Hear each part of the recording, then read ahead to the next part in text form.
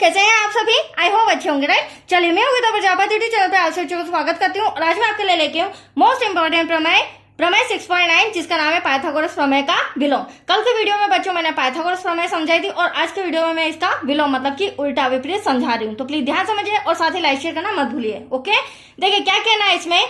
यदि किसी त्रिभुज की एक भुजा का वर्ग अन्य दो भुजाओं के वर्गों के योग के बराबर हो तो पहली भुजा का सम्मुख कोण समकोण होता है। तो देखिए इसमें हमें ड्रॉ बनाना पड़ेगा जो कि मैंने आपके सामने बना के रखा है, उसे नाम दिया एबीसी। अब इसमें हम ये दो लाइनें समझते हैं। देखिए किसी त्रिभुज एबीसी हमने लिया है कि एक भुजा का वर्ग, तो भुजा वो हम एसी ले लेते हैं, तो एसी का वर्ग अन्य दो भुजाओं के वर्गों के, तो अन्य दो भुजाएं हमारी कौन कौन सी बची, एबी का वर्ग और बीसी का वर्ग। अब इनके योग के बराबर है तो प्लस का साइन लग जाएगा, राइट। योग के बराबर हो तो ये तो हमें दिया गया है।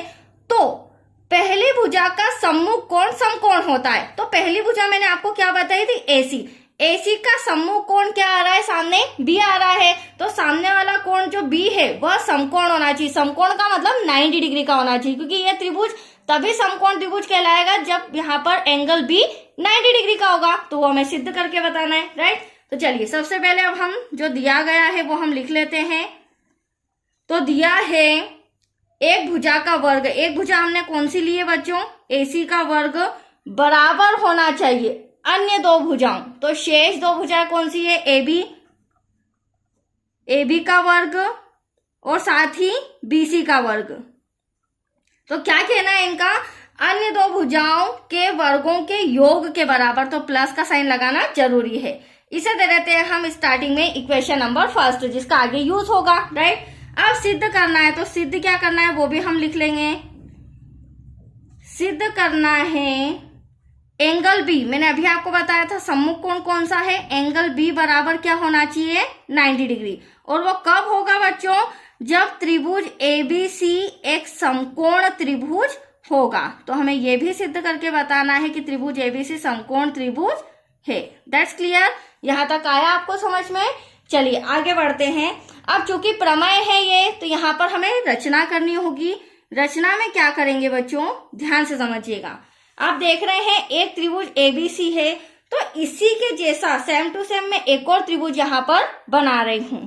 रचना में हम बनाएंगे, जितना बड़ा AB है उतनी बड़ी मैं एक रेखा और खींच रही हूं आपके सामने। यहां पर खींच लेते हैं, ये देखिए AB जितना मैंने यहां पर, सपोज मान लीजिए इसे P मान लेते हैं, इसे Q, PQ खींचा, और जितना हमारा BC है उतना ही मैं यहां पर QR ले लेती हूं। ये देखिए इसे मिला देते हैं तो आपके सामने एक PQR त्रिभुज तैयार हो रहा है। अभी जो PQR त्रिभुज बनाया है ना मैंने, ये त्रिभुज मैंने समकोण बनाया है, मतलब कि कोण Q मेरा कितना डिग्री हो जाएगा, 90 डिग्री। तो देखिए हम रचना में लिखेंगे, चूंकि त्रिभुज PQR एक समकोण त्रिभुज है, एक समकोण त्रिभुज है की जगह हम लिख लेंगे बनाया, राइट। जिसमें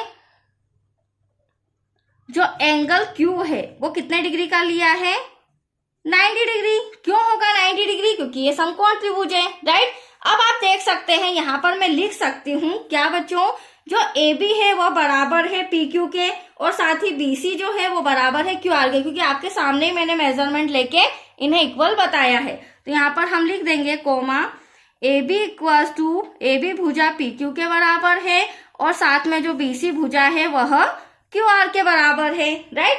अब देखो ऐसा मैंने क्यों किया, ड्रॉ में आ जाते हैं।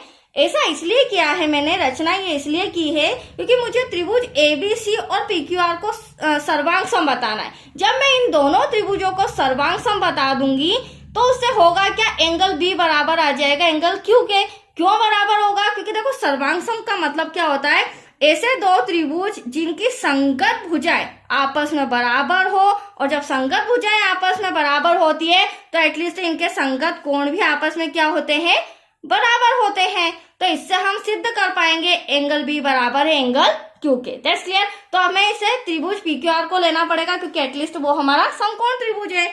तो यहाँ पर हम लेते हैं त्रिभुज PQR में एंगल Q जो है वो 90 डिग्री का है, राइट। अतः समकोण त्रिभुज है तो हम क्या यूज करेंगे यहाँ पे, पाइथागोरस प्रमेय का। अब पाइथागोरस प्रमेय से यहाँ पर फॉर्मूला क्या होता है पाइथागोरस प्रमेय का, हमने छोटी क्लासेस में भी पढ़ा है। कर्ण का वर्ग, तो कर्ण मेरा PR है, कर्ण का वर्ग बराबर लंब का वर्ग प्लस आधार का वर्ग। तो कर्ण कितना है बच्चों हमारा, PR है, उसे लिख लेती हूं मैं। PR का वर्ग इक्वल्स टू लंब PQ का वर्ग प्लस आधार QR का वर्ग। यहां तक कोई डाउट?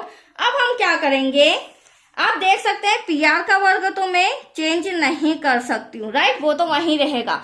बट आप ये जो PQ देख रहे हैं, अभी मैंने आपको बताया था सम के अंदर कि PQ को मैंने AB के बराबर माना है, तो PQ के प्लेस पर मैं क्या लिख सकती हूँ, AB का वर्ग लिख सकती हूँ, राइट। उसी प्रकार QR के प्लेस पर भी क्या लिख सकती हूँ, BC का वर्ग, क्योंकि ये जो मैंने त्रिभुज बनाया था वो बिल्कुल इनकी लेंथ बिल्कुल इक्वल ली थी, राइट, AB और PQ की। तो यहाँ पर हम लिख लेंगे एटलीस्ट QR के प्लेस पर BC का वर्ग। अब यहाँ तक कोई डाउट आपको? अब बहुत ही सम सिंपल सा हो चुका है, अब सम में कुछ भी नहीं बचा।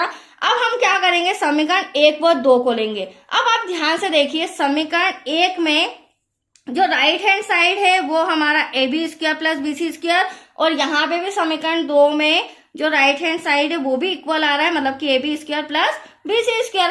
तो समीकरण 1 से हम इसके प्लेस पर AC लेंगे और समीकरण 2 से हम इसके प्लेस पर PR² लेंगे। तो एटलीस्ट ये दोनों भी आपस में क्या आ जाएंगे, बराबर हो जाएंगे, राइट। तो यहाँ पर हम ले लेते हैं समीकरण 1 व 2 से। तो यहाँ लिखेंगे समीकरण 1 व 2 से, अभी मैंने आपको समझाया समीकरण 1 से हम ले लेते हैं AC का वर्ग इक्वल्स टू बराबर है समीकरण 2 से PR का वर्ग। अब यहाँ पे क्या हो रहा है, दोनों तरफ वर्ग आ रहा है, तो हम इन वर्ग को हटा देते हैं, तो एटलीस्ट हमारे पास बचा AC बराबर PR। अब आप देख सकते हैं दो भुजाएं तो मैंने आपको AB और PQ बराबर बताया था, साथ ही BC और QR बराबर बताया था। अब तीसरी भुजा मैंने AC और PR भी बराबर बता दिया है। तो कहने का मतलब ये है बच्चों, त्रिभुज ABC और PQR आपस में सर्वांग सम है। क्यों सर्वांग सम है? क्योंकि इनकी तीनों भुजाएं आपस में बराबर है, ठीक है। तो हम लिखेंगे, यहां लिखेंगे त्रिभुज ABC सर्वांग सम है, ये इसका साइन होता है त्रिभुज PQR के। और कौन सी यहाँ पे सर्वांग समता कसौटी है, तो साइड साइड साइड, भुजा भुजा भुजा सर्वांग समता से, क्योंकि ये इंस्ट्रक्शन में आपको लिखना पड़ेगा, इससे आपके मार्क्स अच्छे आएंगे, राइट, इंप्रेशन अच्छा रहेगा टीचर के सामने। तो आप देख लीजिए, भुजा भुजा भुजा सर्वांग समता से त्रिभुज ABC सर्वांग सम है त्रिभुज PQR के। और जब ये दोनों त्रिभुज आपस में सर्वांग सम है तो इनके जो संगत कोण है वो भी आपस में क्या होंगे, बराबर होंगे। तो यहां हम लिख सकते हैं अतः संगत कोण भी बराबर है। और जब संगत कोण भी बराबर है तो यहां पर हम लिख सकते हैं एंगल B बराबर है एंगल Q के। एंगल B बराबर है एंगल Q के। और जो एंगल B है, Q है, वो कितने डिग्री का है, 90 डिग्री। That's your answer. जब Q 90 डिग्री है तो B भी कितने डिग्री का होगा, 90 डिग्री। तो यहाँ लिख सकते हैं हम दैट्स योर आंसर इति सिद्धम। तो आया आपको समझ में? बहुत ही अच्छी प्रमेय थी, कंप्लीट हो चुकी है बच्चों। तो आज के लिए इतना ही। कल से आपको सम मिलेंगे एक्सरसाइज 6.5 के। ओके।